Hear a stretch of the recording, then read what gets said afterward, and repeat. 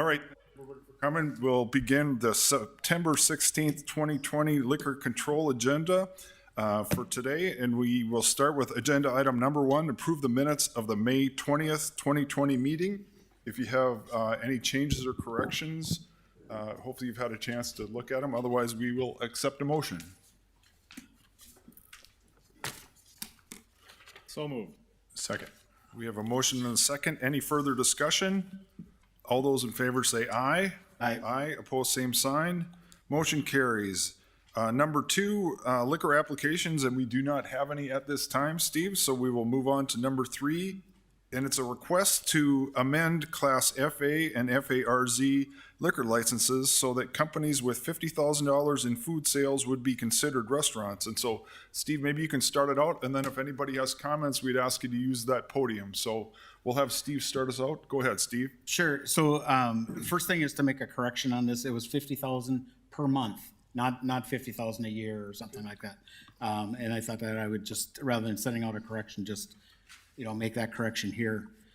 So the request we got was from Southtown Poorhouse and from their attorney, Brent Edison, who represents Southtown, attorney with Vogel Law.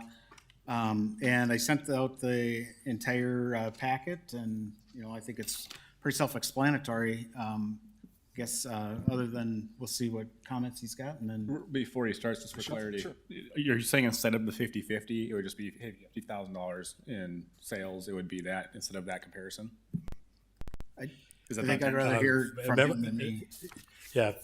So if you would go ahead and introduce yourself. Oh, yes. I can answer that question unless Mr. Sprague, if you were going to respond to that. Otherwise, we could talk about that.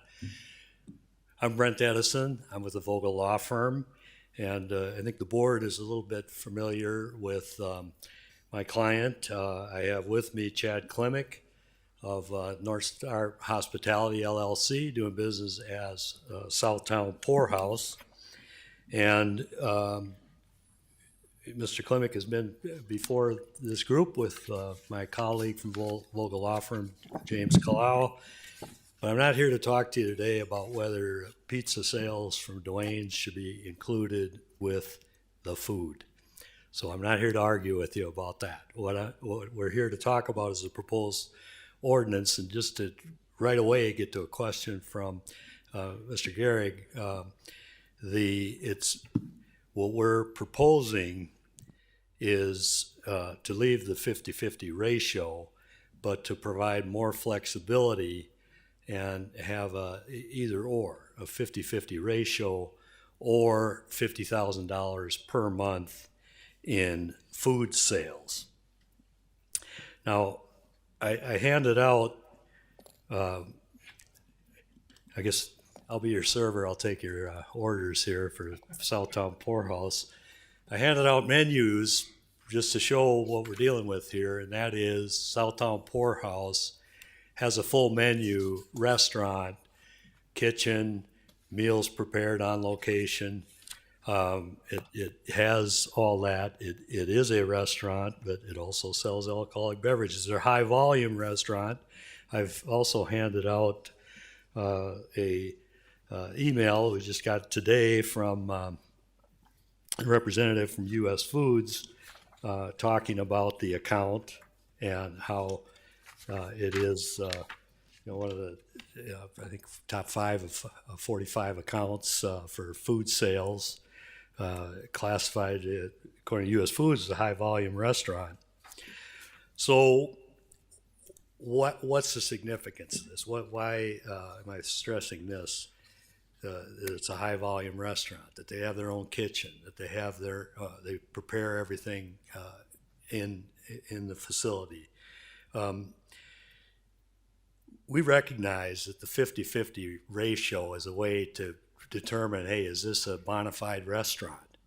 Is this a restaurant? And you got to have some criteria for that. So I think it's been set at 50-50. It's been set at that for a long time, as I understand it. And I guess my suggestion to this group is that we're at a time now where the public's habits in terms of eating and drinking habits have changed a lot and continue to change. And you see that is reflected out there in the marketplace where, a lot of the restaurants that did not provide alcoholic beverages are struggling. And I'll just say Perkins type or country kitchen type of restaurants. And people's preferences have been more to having alcoholic beverages with their meal. Beyond that, and making the 50-50 ratio harder today are changing habits when it comes to people going out and having a drink. And that is with their meal. The drinks have got more expensive. People's tastes have got more expensive. They get craft beers. They get, expensive designer cocktails. They get high-end wines. They get all of those things, which make it difficult for businesses like my client to stay on the 50-50 ratio. If the drinks get more expensive, it kind of goes like this, and pretty soon you got a problem. And so recognizing that you all need to have some criteria to recognize a bona fide restaurant, we think it's reasonable to have an either or 50-50 or $50,000 per month in food sales and have that flexibility and have that food sales and have a focus on the food sales and a way to also be a bona fide restaurant for the FA category. And this is a time where we think it's a time for more flexibility, re-examine some things. There's challenges for businesses, pandemic, everything else. So I guess we're suggesting. I think we get it right. Looking. Yeah. So I just want to point right away that I think that thank you for the summary. Yeah, I'll stop there. I've said too much already, maybe. Go ahead. I mean, I think we get it, right? We understand the point and where you're coming from. I think that this is a way around the notion that we limit licenses, right? If you could just buy an FA or a bar license, I think they would do it, right? And just stop the problem where it stands and sell food and sell more alcohol, that's fine. So this is a function of us limiting those down, I think. So now we're trying to change the current structure. And I don't disagree with you. I actually agree with you. I'm one of the guys that's like, let's get rid of a lot of these restrictions. When I first came on this board, I didn't like the 50-50 split. That was onerous, and I thought it was one more way of us to spend our time, wasting our time auditing places like yours to see if you're right there at 45-55 or 50-50 or 51-49. I think it's a waste of time. So I'm fine with doing some of these things, but overall, I would rather have this board look at stopping the limitations or expanding the limitations. 17 bars in Fargo is with no square footage limitation or location limitation doesn't make any sense. It's an arbitrary number that we have. And then we added, the Z license and things like that to get around it too. So we're doing a lot of things to get around the biggest problem we have, which is limitation. Other places don't do that. So I'm fine with this. I would love to hear what you guys think. I guess by making this change, I think we'd be creating an equity issue for those individuals that have the full licenses. And I don't know how you deal with that at this point without some change to the rest of the ordinances. And Steve, the other thing, I guess I'll make a comment too. I think we're going to have a lot of changes at this point with a lot of these things. I do think obviously Ross is our interim chief and he's doing a great job, but we're going to be having a new police chief. And I think that might give us an opportunity to kind of reset a lot of things too. Not that you want to throw everything on the responsibility of the police chief, but I just get the feeling that we're kind of at a time, well, especially with the unprecedented things that the restaurants and bars are going through. And so the way I look at it is this might be a time, I would not encourage us to act on this today. I do appreciate you bringing this concept to us, and I do think there's lots of other things out there. I think we as the group, if there's things that can make this better, make things easier for you, we'll be in favor of it. And so I don't know if we're going to get anything voted on today, but I do appreciate you bringing this concept to us because I think this is another thing that we need to consider. No, I agree with you, Commissioner. My only comment or question was interesting on how you derive $50,000 as the parameter. That value, the monetary value versus 5 or 100. I mean, I guess it's a moot point in a way, but it's kind of interesting how you threw that 5-digit figure out there. Well, you know, my client could have a higher number than that and meet it. But I guess there's nothing magic about that number. I mean, we came up with that as recognizing you have to have some criteria, and that makes sense for us.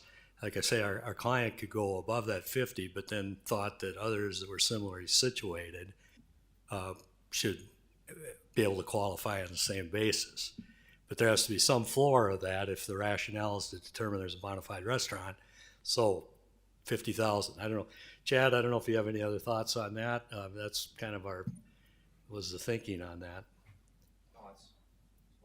Yeah, and I guess I would just add that I appreciate the comments here on trying to look at the problems here with the current licensing structure. You know, we want to find a solution and not be battling about what the current regulations mean or don't mean and all of that. So we've come forward with this in good faith. There's nothing magic about the $50,000 figure, and we'd be open to having discussions with the city about alternatives, but we thought this was a reasonable approach, so we brought it to your attention. And so that's, I just, speaking, I just think this is it's a great idea, great concept, and I think there's lots of other things that are going to be coming forward.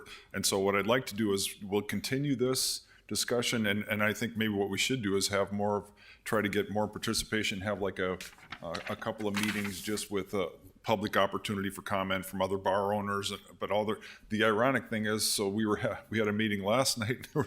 There's some of our other commissioners that want to eliminate liquor sales downtown.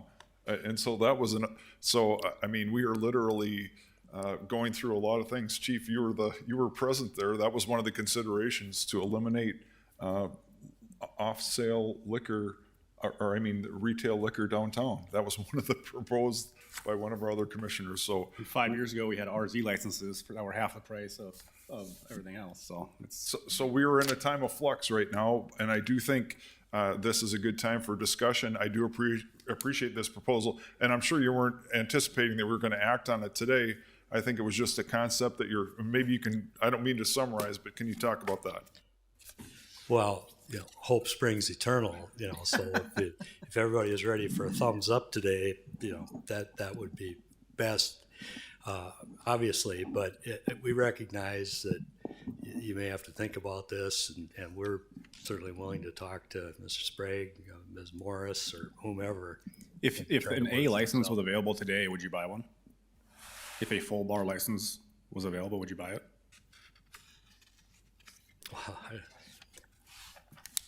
It's $100,000. And while he's coming up to the microphone, what I'll do is I'll give this responsibility that Steve will be our contact, and then I do think there's a lot of things that will be under consideration at this time, and so I think this is a good proposal, but we have a lot of things, I believe, that will be coming to us, and so go ahead. I didn't mean to interrupt you, but and if you don't mind introducing yourself, thank you. Sure. I'm Chad Klimek, the owner of North Star Hospitality, South Tone Poorhouse. An A license where we're located,